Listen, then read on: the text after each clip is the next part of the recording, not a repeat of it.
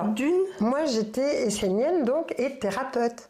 Alors pourquoi? Parce que on pourrait dire que la thérapie essénienne, c'est comme à l'époque, c'était une des grandes thérapies de l'époque. Parce que les Esséniens étaient considérés comme de grands thérapeutes, donc les Juifs, les Romains faisaient appel à eux. Qui étaient les Esséniens? Voilà, alors les Esséniens, si vous prenez Wikipédia, vous allez trouver secte du judaïsme. Donc les gens se disent, ça y est, c'est une secte. Mais c'était un mot qui était employé pour tous les petits groupements. Donc c'est forcément, on met secte. C'est comme le mot gourou, il a été à l'époque... Voilà, c'est complètement différent à notre époque.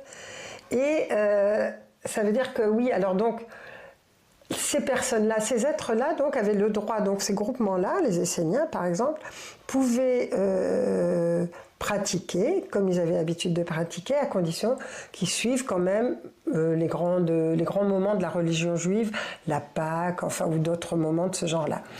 Donc c'était le contrat qui était fait dans le pays parce que voilà, parce qu'il y avait occupation et que les Esséniens c'était un des groupes.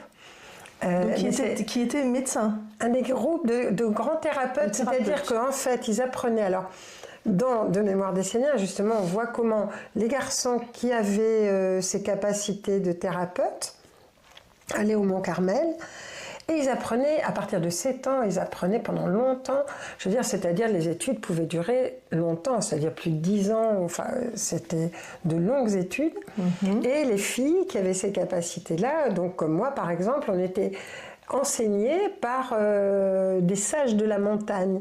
C'est-à-dire il y avait des sages qui étaient dans la montagne et qui nous apprenaient les décorporations et qui nous enseignaient aussi, par exemple, comment se servir des soins